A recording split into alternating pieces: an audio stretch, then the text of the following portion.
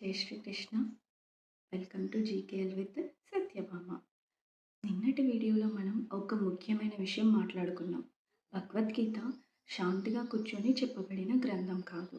అది యుద్ధం మొదలయ్యే క్షణంలో అత్యంత ఒత్తిడి ఉన్న పరిస్థితిలో చెప్పబడింది. ఈరోజు మనం ఆ గీత ఎలా మొదలైందో మొదటి శ్లోకం ద్వారా అర్థం చేసుకుందాం. భగవద్గీత మొదటి అధ్యాయానికి ఒక ప్రత్యేకమైన పేరు ఉంది. అదేంటంటే కురుక్షేత్ర రణరంగమున సైనిక పరిశీలనము. అంటే యుద్ధానికి ముందు మనసులో జరుగుతున్న పరిశీలన. అండ్ చాలామందికి ఒక ఆశ్చర్యం కూడా కలుగుతుంది కదా, గీత మొదలైంది కానీ కృష్ణుడి మాటలతో కాదు, అర్జునుడి మాటలతో కూడా కాదు, యుద్ధం కూడా స్టార్ట్ అవ్వలేదు. అయినా ఒక భయం, ఒక టెన్షన్ ఆల్రెడీ స్టార్ట్ అయింది. అది ఎవరి భయం? ధృతరాష్ట్రుడి భయం. ఆ ధృతరాష్ట్రుడి భయం వల్ల కలిగిన ప్రశ్నని మన మొదటి భగవద్గీత శ్లోకానికి వెళ్దాం ఇప్పుడు. భగవద్గీత మొదటి శ్లోకం. ధర్మక్షేత్రే కురుక్షేత్రే సమవేత యుయుత్సవః మామక పాండవాచ్చైవ కిమకూర్వత సంజయ. అంటే ధృతరాష్ట్రుడు సంజయుణ్ణి ఇలా అడుగుతున్నాడు, ఓ సంజయ, ధర్మక్షేత్రమైన కురుక్షేత్రంలో యుద్ధం చెయ్యాలని తహతహలాడుతూ నా కుమారులు మరియు పాండవులు అందరూ కలిసిన తర్వాత ఏం చేశారు అని అడుగుతున్నాడు. సో ఇక్కడ మనకి ఇది ఒక చిన్న ప్రశ్నలా అనిపించవచ్చు, కానీ దాని లోతు చాలా ఉంది. ధృతరాష్ట్రుడికి యుద్ధం జరుగుతుందని తెలుసు, అయినా కూడా సంజయుణ్ణి ఎందుకు అడుగుతున్నాడు, ఏం చేశారు అని? ఇది అతని మనసులోని భయమా, లేక అతనికి బాగా తెలుసు కదా, కురుక్షేత్రం అనేది ఒక సాధారణమైన భూమి కాదు, అది ధర్మక్షేత్రం. అక్కడ ధర్మం ఉన్నవారికి బలం వస్తుంది, అధర్మం ఉన్నవారికి భయం పెరుగుతుంది. అందుకే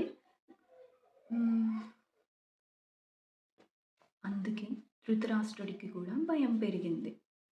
సో ఇప్పుడు నేను ఈ శ్లోకాన్ని స్టెప్ బై స్టెప్గా మీనింగ్ చెప్తా. ఫస్ట్ పార్ట్ ఏంటి? ధర్మక్షేత్రే కురుక్షేత్రే అంటే కురుక్షేత్రం అంటే ఒక తీర్థస్థలం, అంటే అది ఒక యుద్ధ భూమి. ధర్మక్షేత్రం అంటే ధర్మబలంగా పనిచేసే ఒక పవిత్రమైన స్థలం. అక్కడ యజ్ఞాలు పూజలు జరిగే స్థలం అన్నమాట. అక్కడ ఉన్న వారిపై ధర్మం ప్రభావం అనేది చాలా ఉంటుంది. సో ధృతరాష్ట్రుడి మనసులో భయం, ఈ పవిత్ర స్థలంలో నా కొడుకులు ఎక్కడ ధర్మం వైపు మారిపోతారో, లేకపోతే ధర్మం వాళ్ళని ఓడిస్తుందా అని తన భయం. నెక్స్ట్ పార్ట్ ఏంటి? సమవేత యుయుత్సవ. సమవేత అంటే కలిసి వచ్చిన వారు, యుయుత్సవ అంటే యుద్ధం చేయాలని కోరుకునేవారు. యుద్ధం చెయ్యాలనే ఉద్దేశంతో అందరూ కలిసి ఒకే చోట ఉండడం. వాళ్ళు యుద్ధానికి బలవంతంగా తీసుకురాలేదు, వాళ్ళంతా తమ ఇష్టంతో తమ నిర్ణయంతో యుద్ధానికి సిద్ధమయ్యారు. అంటే యుద్ధానికి బాధ్యత వాళ్ళదే. నెక్స్ట్ పార్ట్ ఏంటి? మామక పాండవాచ్చైవ. మామక అంటే నా వాళ్ళు, పాండవాచ్చైవ అంటే పాండవులు.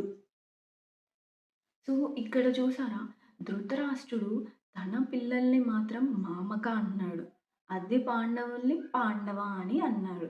అంటే తన సొంత సోదరుడి యొక్క పిల్లల్ని కూడా తన వారిగా భావించలేదు. అతడు పాండవుల్ని కనీసం తన కుటుంబం తన వంశం కింద కూడా అంగీకరించలేదు, వేరు చేసి మాట్లాడాడు. ఇక్కడే అసలు వైరానికి మూలం కనిపిస్తుంది మనకి. అలానే అతనిలో ఉన్న పక్షపాతం, అన్యాయం, ఇవన్నీ మనం గమనించవచ్చు.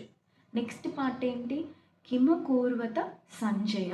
అంటే కిమ అంటే ఏమి, అకూర్వత అంటే చేశారు, సంజయ అంటే ఓ సంజయ. సో ఇక్కడ కిమ కూర్వత సంజయ అంటే వారు ఏం చేశారు సంజయ అని ధృతరాష్ట్రుడు అడుగుతున్నాడు. కేవలం యుద్ధం మొదలుపెట్టారా అని కాదు. అతని మనసులో ఉన్న ప్రశ్న ఇది. పాండవులు ధర్మం వైపు వెళ్ళారా? కురుక్షేత్ర ప్రభావంతో నా కొడుకులు మారారా? యుద్ధం ఆగే అవకాశం ఏమైనా ఉందా? అందుకే అతడు ఇలా అడిగాడు. కిమ కూర్వత సంజయ ఏమి జరుగుతుందో చెప్పు అని సంజయుడిని అడిగాడు. ఇక్కడ మనకి ఇంకో డౌట్ కూడా రావచ్చు. అసలు ఈ సంజయుడు ఎవరు? ధృతరాష్ట్రుడు సంజయుడినే ఎందుకు అడిగాడు? ఇప్పుడు సంజయుడు ఎవరు అంటే వ్యాస మహర్షి శిష్యుడు అనమాట. వ్యాస మహర్షి అనుగ్రహంతో తనకి యుద్ధ భూమిని ప్రత్యక్షంగా చూసే వరం కలిగిందనమాట. అతను రాజ్యభవనంలో ఉంటూనే అక్కడ యుద్ధం మొత్తాన్ని చూడొచ్చు. అంటే ఒక రకంగా చెప్పాలంటే అతను రాజభవనంలో ఉంటూనే యుద్ధ భూమిని లైవ్‌గా చూడొచ్చు. అందుకే ధృతరాష్ట్రుడు సంజయుడిని అడుగుతాడు. సో, ఇది శ్లోకం యొక్క మీనింగ్ కదా! సో, అలానే మన జీవితంలో కూడా మనం చాలా సార్లు ధర్మం తెలిసినా సరే భయపడతాం కదా! నిజం పాటిస్తే నష్టం వస్తుందా అని ఆలోచిస్తాం. ధృతరాష్ట్రుడు కూడా భయం ధృతరాష్ట్రుడు కూడా సేమ్ అలానే భయపడ్డాడు. మన జీవితంలో ఒక ఎగ్జాంపుల్ తీసుకుందాం మనం. ఒక ఆఫీస్‌లో ఒక మనకి తెలిసిన కొలీగ్ తప్పు చేశాడు. అది మనకి బాగా తెలుసు తను తప్పు చేశాడని. కానీ ఇక్కడేంటంటే అతను మన క్లోజ్ ఫ్రెండ్, లేకపోతే మన కొలీగో, మన టీమ్‌మేట్ అయ్యుండొచ్చు. లేదా మనకు హెల్ప్ చేసిన పర్సన్ కూడా అయ్యుండొచ్చు. ఇక్కడ మన ముందున్న ఆప్షన్స్ ఏంటి? ఒక రెండే 2 ఉంటాయి. ఐదర్ చెప్తే నిజం చెప్పాలి, లేకపోతే సైలెంట్‌గా ఉండాలి. సో, అప్పుడు మన మనసులో మనకి ఏమనిపిస్తుంది? వెంటనే ఒక భయమొస్తుంది. నిజం చెప్తే నాకేమైనా ప్రాబ్లమ్ వస్తుందా? నా జాబ్ ఏమైనా రిస్క్‌లో పడుతుందా? లేకపోతే నన్నే బ్లేమ్ చేస్తారా? అప్పుడే మనం ధర్మం తెలిసినా వెనక్కి తగ్గుతాం. అదే సేమ్ ఇక్కడ ధృతరాష్ట్రుడి పరిస్థితి కూడా. ధృతరాష్ట్రుడికి తెలుసు ఇది కురుక్షేత్ర భూమి అని. అక్కడ నిజం, ధర్మం గెలుస్తాయి. కానీ తన పుత్రులు తప్పు వైపు ఉన్నారు. అందుకే అతడు భయంతో అడుగుతున్నారు. వారేం చేశారు అంటే, నా వాళ్ళకు ఏమైనా నష్టం జరిగిందా? ధర్మం వాళ్ళని ఓడించిందా? లేకపోతే అసలు ఏం జరుగుతుందక్కడ అని తెలుసుకోవాలి అని సంజయుడిని అడుగుతాడు. మన జీవితంలో కూడా ధర్మం తెలిసినప్పటికీ మన వాళ్ళ కోసం ఆ నిజాన్ని దాచేస్తే అదే ధృతరాష్ట్రుని యొక్క భయం. అదే భయాన్ని దాటి నిజం వైపు నిలబడితే అదే గీత యొక్క బోధ. ఇప్పుడు ఈ మొదటి శ్లోకం మనకి చెప్పే ప్రధాన విషయం ఏంటంటే ధర్మం ఉన్న చోట అధర్మం శాశ్వతంగా నిలబడదు.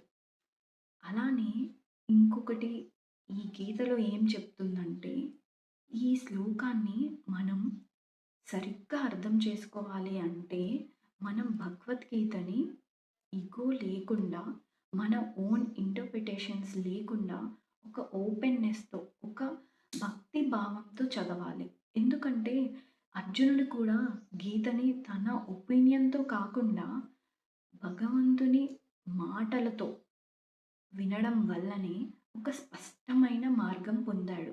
అందుకే మనం కూడా అర్జునుడిలా వినడం నేర్చుకుందాం. వాదించడం కాకుండా. కాబట్టి ఈ శ్లోకంలో కృష్ణ, అర్జున యుద్ధం కన్నా ముందు మనకి ఒక మిర్రర్ చూపిస్తున్నారు. సో, ఇది కేవలం మొదటి శ్లోకం మాత్రమే. ఇంకా ముందుకు వెళితే అర్జునుడి మనసు, శ్రీకృష్ణుడి మార్గదర్శనం నెమ్మదిగా బయటపడతాయి. రాబోయే వీడియోల్లో మనం సైన్యాల పేర్లు, దుర్యోధనుని భయం చూడబోతున్నాం. ఈ ప్రయాణంలో నాతో పాటు ఉండాలంటే ప్లీజ్ సబ్స్క్రైబ్ చేసుకోండి. జై శ్రీకృష్ణ.